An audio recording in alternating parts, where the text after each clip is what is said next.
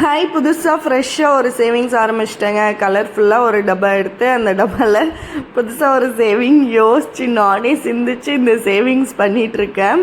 ஆக்சுவலாக ஏதாவது இன்னொரு சேவிங் பண்ணுன்ற மைண்ட் செட் இருந்துச்சு. ஏன்னா இந்த மாதம்லாம் செலவு அதிகம் இல்லைங்களா, அதனால் இன்னொரு சேவிங்ஸும் பண்ணணும், எவ்வளோ செலவு பண்ணுறோமோ அவ்வளோ சேர்த்து வைக்கணும் அப்படின்னு யோசிச்சுக்கிட்டே இருந்தேன்.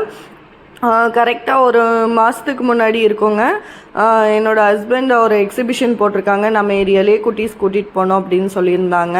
எல்லா எக்ஸிபிஷனுக்கும் கூட்டிகிட்டு போயிடுவாங்க. அப்படின்னா சின்ன சின்னதாக ஊருக்குள்ளெல்லாம் போடுவாங்க இல்லைங்களா, ஒவ்வொரு ஏரியாவில்.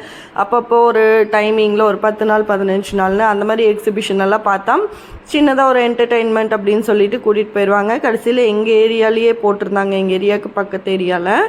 ஸோ லாஸ்ட் டைமில் தான் போயிருந்தோம். ஒரு 2 hours தான் டைமு, அதோட முடிஞ்சு அந்த எக்ஸிபிஷன். அப்படிங்கிறப்போ 7 o'clock போனோம், 9 o'clock முடிஞ்சிச்சு. அடுத்த நாள் எக்ஸிபிஷனே இல்லை அப்படின்றப்போ அப்போ அங்கே போயிட்டு நிறைய விளையாடிட்டு இருந்தாங்க.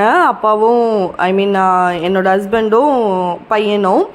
ஸோ விளையாடிட்டு இது ஒரு கேமில் தாங்க கிடச்சிச்சு இந்த டப்பா. நிறையா இந்த அமௌண்ட் பே பண்ணி டிக்கெட் வாங்கிட்டு ஏதாவது இந்த பலூன் ஷூட் பண்ணணும், ஏதாவது நம்பர்ஸ் மேட்ச் பண்ணணும், அப்போ கிஃப்ட் கிடைக்கும் அப்படி சொல்லுவாங்க இல்லைங்களா, அந்த மாதிரி ஒரு கேமில் தான் இந்த கிடச்சிச்சு. ஆக்சுவலாக ஒரு சின்ன இது மாதிரி தான் கொடுத்தாங்க.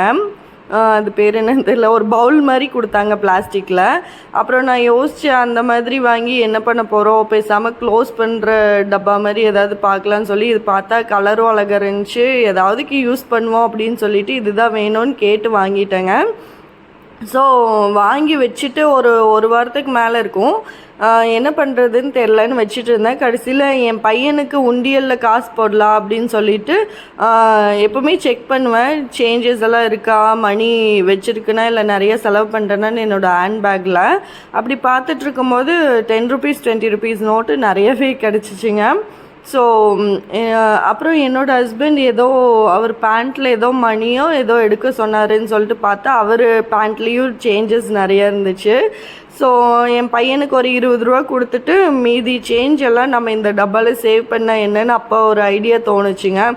அப்புறம் என்னோடய பேக்கில் இருந்த 10 ரூபாய் 20 ரூபாய் எல்லாம் எடுத்து உள்ளே போட்டு வச்சுட்டேன். அப்புறம் என் ஹஸ்பண்ட் கிட்டே கெஞ்சி கேட்டு ப்ளீஸ் கொடுங்கன்னு, உனக்கு இதே வேலையாக போச்சு, காசை பார்த்தா சேவ் பண்ணுறேன்னு வாங்கிட்டே இருக்க அப்படின்னு சொல்லிட்டு சொன்னாங்க.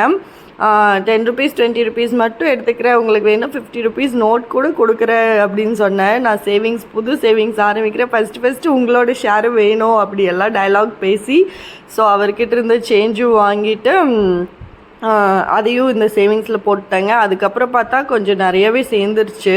பிகாஸ் இந்த தடவை தான் சொன்னேன் இல்லைங்களா, போன மாதம்லாம் கொஞ்சம் நிறையவே செலவு பண்ணேன்னு. அப்பப்போ செலவு பண்ணிட்டு கொஞ்சம் சேஞ்சஸ் நிறையா கிடச்சதுனால எல்லா 10 rupees 20 rupeesமே இதில் போட்டு வச்சுட்டேன். ஒரு அளவாக ஒரு நோட் இல்லை 2 நோட் மட்டும் செலவுக்கு வச்சுட்டு மீது எல்லாமே இந்த சேவிங்ஸ்குள்ளேயே போட்டுட்டு இருந்தனால ஒரு மாதத்துக்குள்ளேயே கொஞ்சம் நிறையவே சேர்ந்துருச்சுங்க. ஆக்சுவலாக இது அப்படியே கண்டினியூ பண்ணலான்ட்டு இருக்கேன். இது எதுக்கு என்னன்னு இன்னும் ஐடியா பண்ணல, ஆனால் ஒரு சேவிங்ஸ் ஆரம்பிக்கணும்னு தோணுச்சு, பண்ணிட்டேங்க. நீங்களும் கண்டிப்பாக சிறு சேமிப்பு ஆரம்பிங்க. நான் நிறைய வீடியோ போடுறேன் இனி போக போக. ஆனால் டைம் கிடைக்கிறதில்ல, மற்ற வேலைகளையும் ரொம்ப பிஸியாக இருக்கேன். டைம் கிடைக்கும் போது சின்ன சின்ன டிப்ஸாக போடுறேங்க. ஓகே, பாய். நீங்களும் நிறைய சேர்த்து வைங்க, ஹாப்பியாக இருங்க.